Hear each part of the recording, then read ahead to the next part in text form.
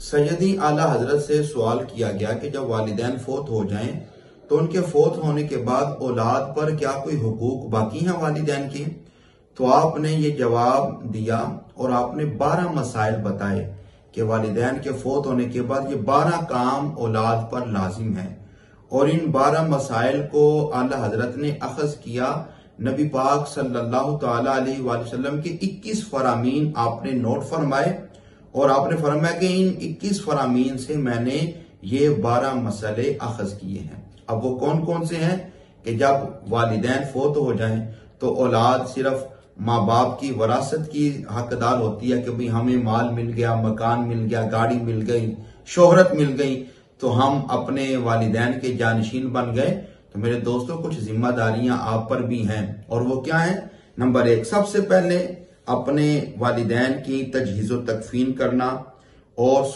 سنن اور مستحبات کے ساتھ، یعنی کہ جو سنت طریقہ ہے، مستحبات ہیں، اس طریقے کے ساتھ اپنے والدین کی تجہیز و تکفین کی جائے۔ دوسرے نمبر پر آپ نے فرمایا کہ اپنے والدین کے لیے دعا کرنا، دعائے استغفار کرنا،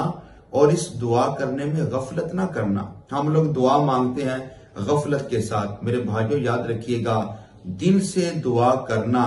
یہ وہ قیمتی چیز ہے کہ اللہ تعالیٰ نیک دعاؤں کے طفیل انسان کی دنیا کو بدل دیتا ہے۔ اس لیے والدین کے لیے دعائے استغفار کرنے میں غفلت نہیں کرنی۔ تیسرے نمبر پر جتنا ممکن ہو صدقہ و خیرات کے ذریعے، اپنے نیک اعمال کے ذریعے اپنے والدین کی روح کو ایصال ثواب کرتے رہنا۔ صدقہ و خیرات کریں، ایصال ثواب کریں، نیک محافل سجائیں، اور ان کا ثواب اپنے والدین کی روح کو ایصال کریں۔ اگر والدین پر کوئی قرض ہو تو آپ نے جتنی جلدی ممکن ہو آپ نے وہ قرض ادا کرنا ہے، اور کوشش کریں اگر آپ کو اللہ تعالیٰ نے اپنا ذاتی مال دیا ہے تو اپنے والدین کا قرض اس ذاتی مال سے آپ ادا کریں۔ اگر آپ کے والدین نے حج نہیں کیا اور آپ پر اللہ تعالیٰ نے وسعت دی ہے تو اپنے والدین کی طرف سے حج بدل کروانا۔ کسی آدمی کو جو حج بدل کے مسائل جانتا ہو، سمجھتا ہو، اپنے والدین کی طرف سے اس کو حج کروانا۔ اگر انہوں نے کوئی جائز وصیت کی ہو تو حتی الامکان والدین کی جائز وصیت کو پورا کرنا یہ اولاد کی ذمہ داری ہے۔ اگر انہوں نے زندگی میں کوئی قسم کھائی ہو کہ میرا بیٹا فلاں جگہ پر فلاں کام کرے گا یا نہیں کرے گا، اور وہ کام شریعت کے خلاف نہ ہو، تو آپ اس کام کو ویسے ہی رکھیں گے جیسے والدین کی زندگی میں کیا کرتے تھے۔ انہوں نے منع کیا ہے یا انہوں نے کرنے کا حکم دیا ہے، اور یہ ان کا منع کرنا یا کرنے کا حکم دینا شریعت کے خلاف نہیں تھا، تو آپ یہ کام ویسے ہی رکھیں جیسے ان کی زندگی میں کیا کرتے تھے۔ اور میرے دوستو، اگر والدین، اگلی جو آپ نے 8ویں نمبر پر والدین کے لیے وصیت فرمائی، یعنی کہ والدین کا حق ذکر کیا، ہر جمعۃ المبارک کو والدین کی قبر کی زیارت کرنا، وہاں یاسین شریف پڑھنا اپنے، اور 9 نمبر والدین کے رشتہ داروں کے ساتھ نیک سلوک کرنا، اپنے والدین کے دوستوں کے ساتھ ہمیشہ ان کی عزت کرنا۔ اور میرے دوستو، کبھی بھی کسی کے ماں باپ کو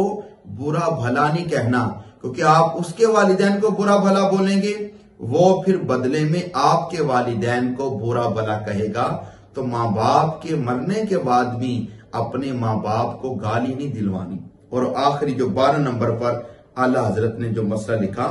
کہ اے بندہ مومن، جب تیرے والدین فوت ہو گئے تو اب تم گناہ نہ کرو، کیونکہ تمہارے گناہوں کی وجہ سے قبر کے اندر تمہارے والدین کو تکلیف ہوگی کہ میرا بیٹا دنیا میں گناہ کر رہا ہے، میرے مال کو ناجائز کاموں میں خرچ کر رہا ہے، مال نہیں بھی تو پھر بھی اگر تم کوئی گناہ کرو گے، برا فعل کرو گے، تو میرے دوستو والدین کو قبر میں بھی آپ کے اس گناہ کی وجہ سے غم ہوگا، تکلیف ہوگی۔ اللہ تعالی ہمیں اپنے والدین کے ساتھ اچھا سلوک کرنے کی، اور ان کے اس دنیا سے پردہ فرمانے کے بعد